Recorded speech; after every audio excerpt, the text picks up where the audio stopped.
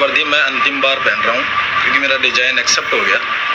तो कुछ मेरी सर्विस के दौरान जो मैंने सीखा वो कुछ मैं आपसे शेयर करना चाहता हूँ। क्या कभी कोई फौजी चुनाव से या वोट देकर भर्ती होता है? फिर क्यों ये दिल्ली में बैठे नेता ये बताते हैं कि हमें कब क्या और कहाँ फायर करनी चाहिए?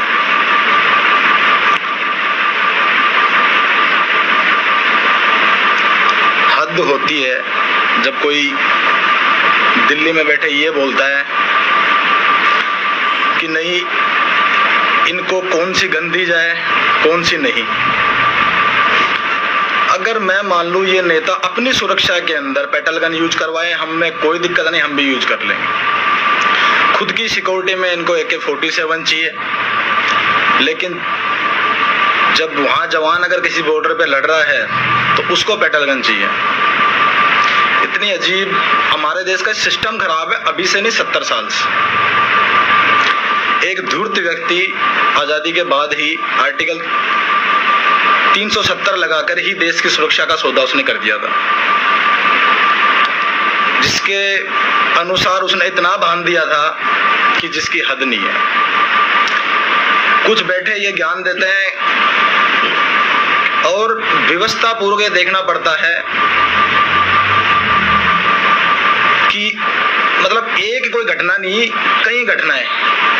भारत की सेना इतनी भी कमजोर नहीं है कि वहां पे 1990 में हमारे ही देश के मूल नागरिक वहां से भगा दिए जाए।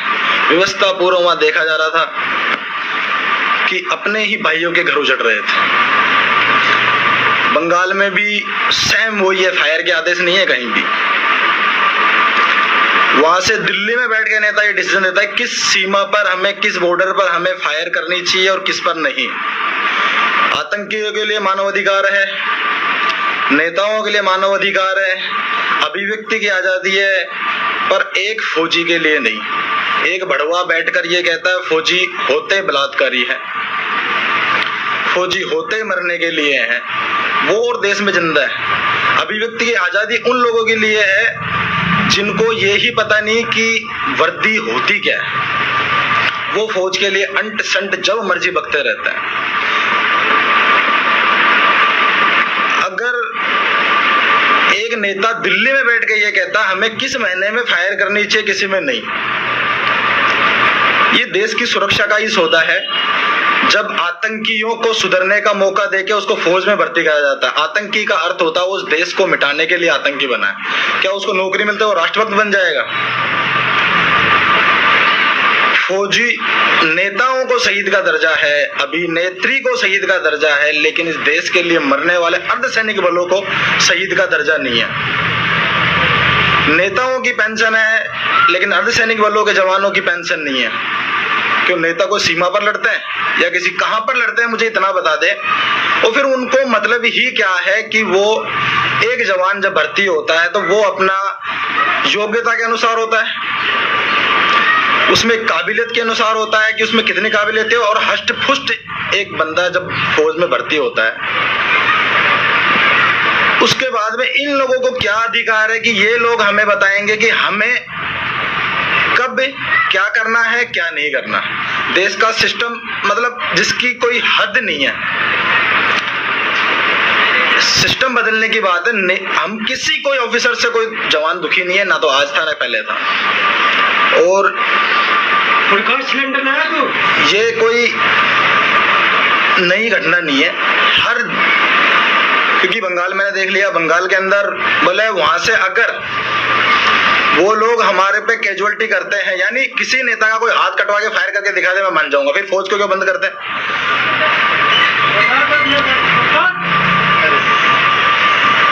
एक बंदा बैठकर हमारे देश का इतनी हद से ज्यादा कि कोई समझ में नहीं आती इस नौकरी को करने में। ये बताइए कि नेता होता कौन है जो हमें इस चीज के लिए बताएगा कि क्यों 1990 में हमारे देश के इतने जवान हैं कि वो आराम से कश्मीरियों को वहां पर मूल निवास पे वापस बसा सकते हैं, लेकिन राजनीति खत्म नहीं होती। विदेशी रोहिंग्या आके हमारे यहाँ बस सकते हैं, पाकिस्तानी कश्मीर में आ सकते हैं, हम अपना तिरंगा जलते हुए देख सकते हैं, क्योंकि वहां उनका संविधान है, उनके नियम में है कि तिरंगा जलाना उनके लिए अपराध नहीं है। एक जवान थप्पड़ खा सकता है, गाड़ियां जला दी जाती है, उनको वहां पर अभद्र भाषा यूज करी जाती है, लेकिन पत्थरबाजों को केस मुक्त किया जाता है। आतंकी के जनाजे में लाखों करोड़ों जाने वाले क्या वो अपराधी नहीं है? लेकिन वो कभी दिखाई नहीं देंगे, क्योंकि वोट बैंक की राजनीति है। बात सिर्फ सिस्टम बदलने की कह रहा हूं मैं, और कुछ नहीं। दुखी हुआ था बहुत, मेरी कोई घरेलू कोई ऐसी कोई समस्या नहीं थी कि चलो हाँ, लेकिन समस्याएं ये थी दिमाग में हमेशा रहती थी कि हर दिन किसी से ऑफिसर से पूछे कि क्या बात है कि दिल्ली से आदेश नहीं है। क्या दिल्ली होती कौन है हम लोगों को बताने वाली कि हमें कब क्या फायर करना चाहिए? हमारी हर चीज का हिसाब उनको देना पड़ेगा।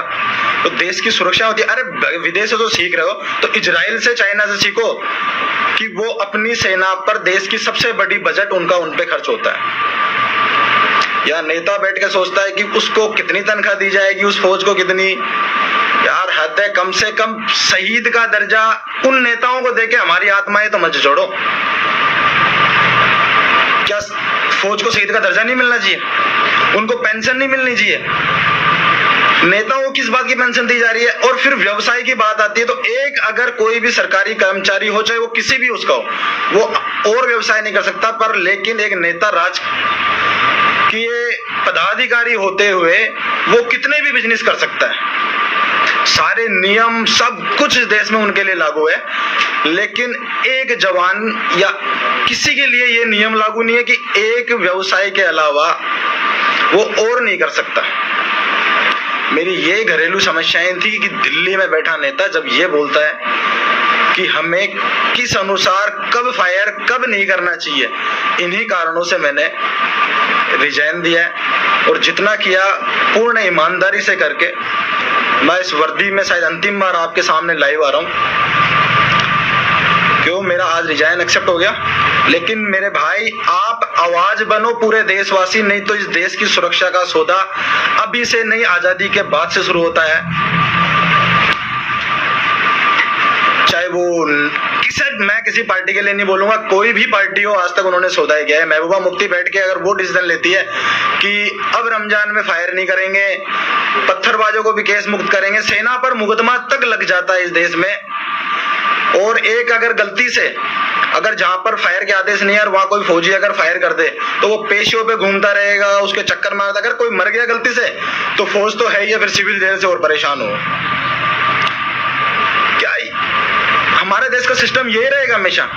आवाज हकीकत में है कि ये सोशल मीडिया हो या जो भी, अगर जन जागृति हो तो कोई औकात नहीं है किसी आतंकी की वो जो देश में आ भी जाए, यहाँ तक कि संसद में भी बम फेंक दिया, या फिर कोई होटलें मारी जाती है। मतलब कोई भारत का एक ऐसा कोना ही नहीं बचा जहां पर आतंकी नहीं घुस सकता।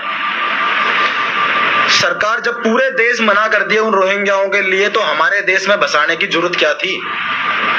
फिर एक देश और इतने संविधान, इतने नियम, सिर्फ और सिर्फ क्या फौजियों के लिए? मतलब कहीं तो कोई आत्मा झोड़ जाती होगी इन लोगों की, या बिल्कुल ही मर गई कि एक सैनिक जब मर्जी, वो एक सिविल जो सिर्फ गद्दार हैं वो आते हैं, थप्पड़ मार दिया, पत्थर मार दिया, गाड़ियां जला दी। हकीकत यह है कि 90% लोग ग्रामीण इलाके क्षेत्र से आते हैं और वो फौज में लगते हैं। अगर किसी का भी ज्यादा करके 90% अगर मरने वाले हैं, शहीद होने वाले हैं, या जो भी है, क्योंकि 100% उनमें तो 90% गरीब के ही हैं, इसलिए इन नेताओं को दुख नहीं होता, क्योंकि इनकी औलादे जानी नहीं है, तो इनको आदेश से और बिना आदेश से क्या मतलब है? लेकिन कब तक? अगर जितना जल्दी अगर सिस्टम में बदलाव नहीं हुआ तो इस देश की सुरक्षा बिल्कुल खत्म हो जाएगी। और एक कन्हैया जैसे बढ़वे जो कहते हैं कि फौजी आतंकी होते हैं, उसको ये पूछो कि अगर फौजी आतंकी होते तू बचता नहीं अभी तक?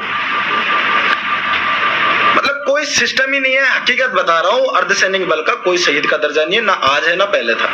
उनकी पेंशन भी नहीं है, क्योंकि वो शायद गरीब के हैं, गांव से आए हैं, किसान के बेटे हैं। क्योंकि वो नेताओं के बेटे तो उनकी पेंशन भी होती है। जब बूढ़े नेताओं को पेंशन मरने के बाद भी उनके परिवार को मिलती है, तो क्या फौजी को नहीं मिलनी चाहिए कभी? मेरे भाई आप सभी से मेरी विनती है कि आप मेरी आवाज नहीं, आप सबकी आवाज इस देश के हर फौजी के लिए आवाज बने, तब ही इस देश का सिस्टम बदलेगा। नहीं तो इन लोगों को कोई मतलब नहीं है, कहीं से कोई मतलब नहीं है। ना तो ये आज हमारी बात सुनने वाले, ना कल। हाँ, जिस दिन देश की आ जाएगी, इनकी सुरक्षा में तो हमारे भाई सारे, चाहे वो पुलिस के हो चाहे फौज के हो, और ये लोग अपनी सुरक्षा के अंदर कभी भी कोई कॉम्प्रोमाइज नहीं करते कि इनको पेटल गन चाहिए, इनको 47 नहीं चाहिए, पूरा बुलेट प्रूफ चाहिए, इनको हर चीज। अब मैं आप पर छोड़ता हूं कि आप मेरी आवाज को या अपनी आवाज को आप अपने स्तर पे बता दीजिए कि सिस्टम क्या चल रहा है, और एक आवाज उठाओ जो हकीकत में हर फौजी बच सके या देश बच सके। फौजी बचे या ना बचे, क्योंकि कश्मीरी क्या मतलब, हर सिस्टम से कहीं से भी देख लो, फौजी मजबूर है नहीं, हाथ में हथियार लेके 6 फुट का जवान किसको वापस देगा। एक 2 कोटी का लोग आते हैं, वो जो मर्जी बक देंगे। और फिर ये मानव अधिकार जो सिस्टम चला है, अरे कुछ फौजियों के लिए भी कोई सिस्टम है इसके अंदर? यह मानव अधिकार सिर्फ उन्हीं के लिए कि तारबंदी या इंटरनेशनल बाउंड्री की तार काटना वाले आदमी को मार नहीं सकते, क्योंकि मानव अधिकार उसके लिए भी लागू है। तो फिर भाई वहां पर खड़े कर रखे जिन जवानों को फायर के आदेश नहीं है, तो उनको क्यों खड़ा किया है? और जो ये त्योहारों पर आतंकियों की इतनी चिंता कर रहे हैं, तो कभी हमारा भी त्योहार आता, हमारा भी परिवार है, वो भी बैठ के देख रहे हैं कि वो कभी आएगा, तो हमारी भी कभी कोई चिंता कर लिया करो, या मेरे भाइयों की, क्योंकि मैं तो आज के बाद में सह रहूंगा नहीं। रहने का मतलब है मैं रहूंगा, इस वर्दी में नहीं रहूंगा, क्योंकि आज नहीं कल आपके भी बेटे जाएंगे, आपकी भी औलाद जाएगी, और देश को बचाना है तो सबकी औलादें भेजनी ही पड़ेगी। मेरी आप सभी से पुनः आग्रह है कि उन नेताओं से एक आवाज जरूर बन के बोलो कि उनको शहीद का दर्जा क्यों नहीं, या उनको फायर के आदेश क्यों नहीं। आप क्यों बीच में कॉम्प्रोमाइज करते हो? वो वोट से नहीं, अपनी योग्यता से चुनकर जाते हैं। फिर आप क्यों बीच में टांग अड़ाई करते हो? सिर्फ उन्हीं का त्योहार होता है कि रमजान उनका त्योहार आ गया, और किसी के त्योहार की कोई चिंता नहीं है। बाकी आप आदरणीय, देश के किसी नागरिक से कोई शिकायत नहीं है, बस सिस्टम से शिकायत है। आप सिस्टम के लिए एक बार आवाज उठाना। मेरी अंतिम बार वर्दी की विनती है आपसे कि जरूर से जरूर आप शेयर करो, ना करो जो भी है, लेकिन आप अपनी भाषा में अपना विचार रख के और मेरी बात को उन नेताओं तक जो दिल्ली में बैठे ये कहते हैं कि अब फौजी को कहां पे मारना है, कहां पर नहीं मारना, तो उनकी जरूर मेरी बात या अपनी बात अपनी भाषा में उन तक पहुंचा दो, क्योंकि देश की सुरक्षा ही हमारी सुरक्षा है।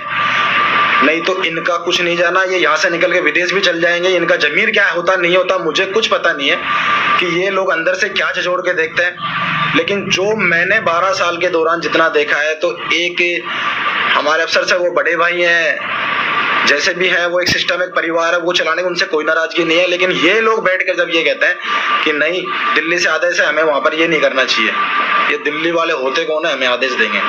और इस टाइप के आदेश की देश की सुरक्षा के साथ आतंकी भर कर सकते हो आप, हर किसी को भर्ती कर सकते हो, पर ठीक है, जैसा भी हो आप मेरी आवाज बनो, यही मेरी लास्ट विनती है आपसे। जय हिंद, जय भारत, वंदे मातरम।